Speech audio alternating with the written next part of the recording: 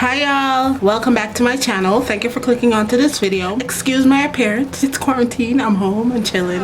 In today's video I wanted to share with you how I tried jollof rice for the first time, both eating it for the first time and cooking it for the first time.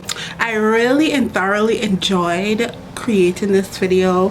The recipe that I used, I will link or list it down below in the description box if you are feeling adventurous and want to try it out. I fried some chicken with it too, so I've been meaning to try this rice out for the longest. I've never had jollof rice before. Where I live, there isn't very many African restaurants that you can go and try it. I've had an African dish before, but it was years and years ago, and I know that they cook with a lot of spice, and I don't like a lot of spice, so this rice is definitely spicy. It's definitely not something to eat every day unless you like pepper like that. If you want to see how I made this right here, please stay tuned and let me know down in the comment section what you think. It's the Ghanaian one that I tried, so if any of you Africans are watching this, let me know how I did. Did I do good or did I do bad? Let me know. Alright, God bless, stay safe, and I will see you in another video very soon. Bye. So this is all of the ingredients that I will be using for this jollof rice. So I'm using long grain rice, great value. I have tomato paste. I have diced tomatoes. I have some Sazon, 4 bouillon cubes, black pepper. I'm going to be adding some 5 spice. This is some dried married man pork. This is some aji.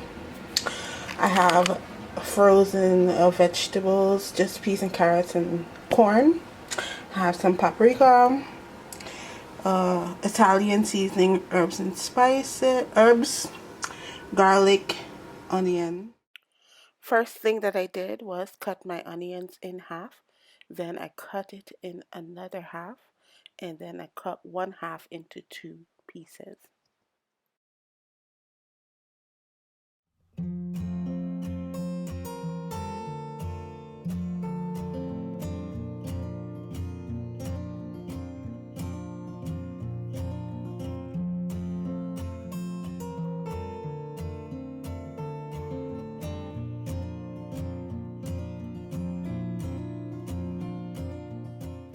I then added the pieces of onion into the food processor as demonstrated, and I also added a shot glass of cooking oil.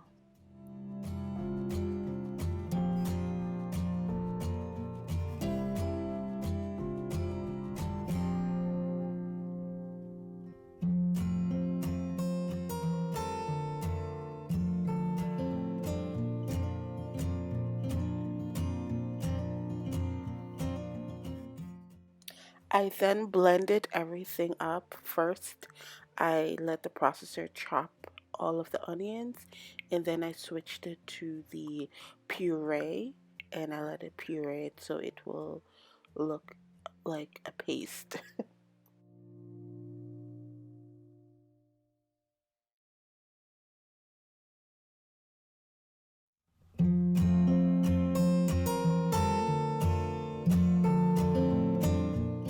I then went ahead and added it to a separate bowl and set it aside. Now I am just preparing the diced tomatoes and the tomato paste. So I opened it with a can opener as demonstrated, both of them, and then I added it to my blender so that I will blend it all up together.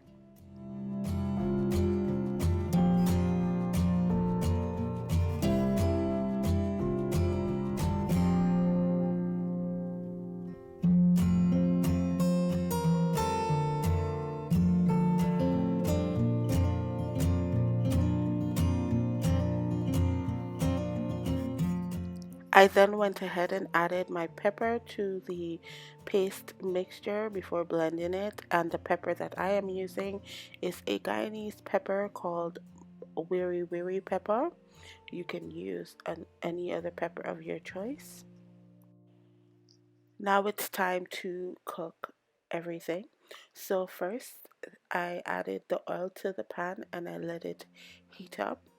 Then I went ahead and added the onions to this oil, and I let it cook, stirring it occasionally on low heat for about 10 minutes or until it started to get brown.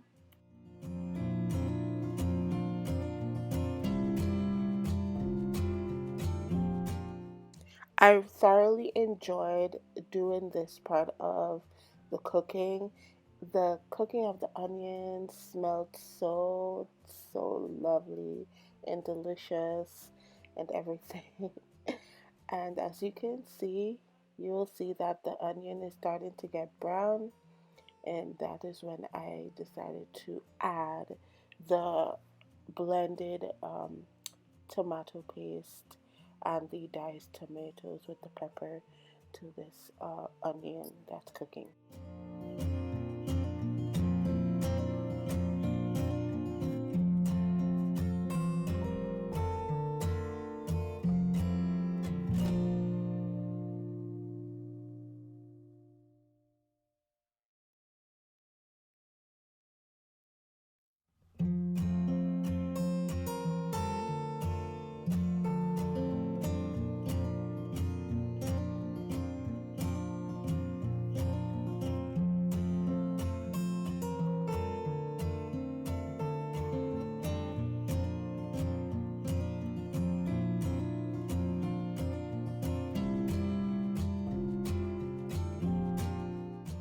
Here is where I added all of my flavoring ingredients, starting with the crushed up 4 bouillon cubes.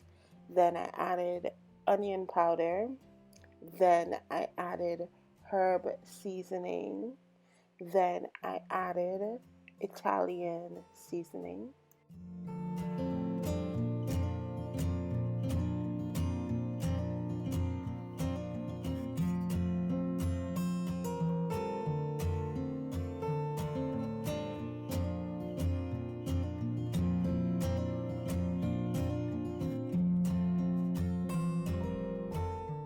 This is dried married man pork that I got from Guyana. This is Indie curry powder. I added 2 teaspoons. I then stirred everything together, and you want to ensure that this is on medium to low heat. You don't want it to be on high heat because it probably will burn because the sauce is very thick. I also had a kettle of hot water on another burner, which I did added some water to this sauce to dilute it a little bit.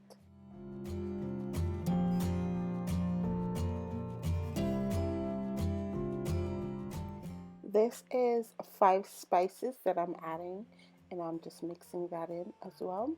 And I also added some salt to taste.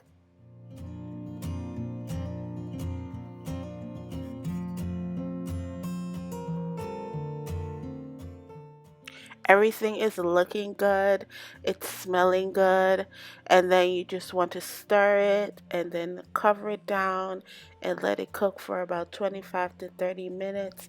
But you want to check on it occasionally and give it a little stir as it's cooking.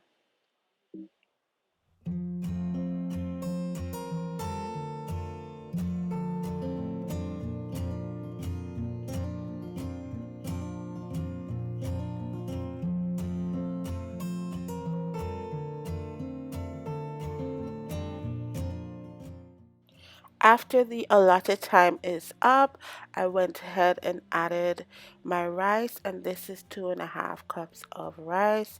You want to make sure that you wash your rice before you cook it at all times. So I added all of the rice, and then I went ahead and I added 2 cups of frozen vegetables, which are my green beans, carrots, and corn. And I just mixed everything together. stirring it in and making sure that the rice is completely immersed in the tomato sauce.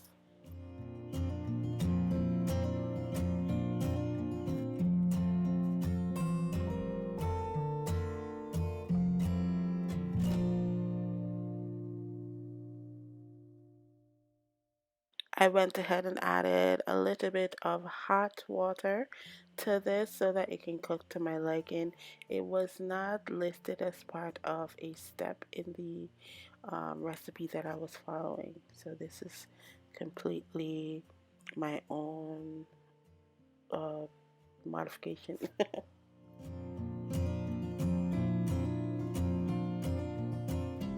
Alright, let's check on this rice.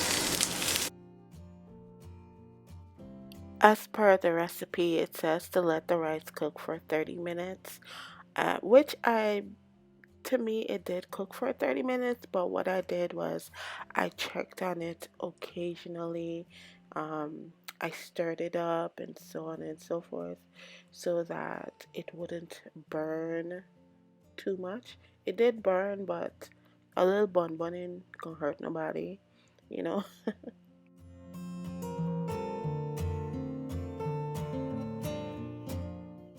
I'm adding some more hot water to this because I did check the rice and it was a little bit hard, and so I wanted to just add some more water so that it will be able to soften up a little bit as it simmers down. After all of that, this is the completed process of the Ghanaian jollof rice. And I just want to say that everything came out really good. It tasted well, smelled amazing. The process was very simple to follow, and anyone can do this, you know. It was very spicy, so the next time when I do make it, I will not use so much pepper. But yeah, this was really good. It tasted really, really great. If the person who put out this recipe does see this video, I want to tell you thank you for the recipe. I really did enjoy it, and everything came out well. Let me know what you guys think about it in the comment section. I thank you for watching. God bless you, and I will see you in another video very soon. Bye.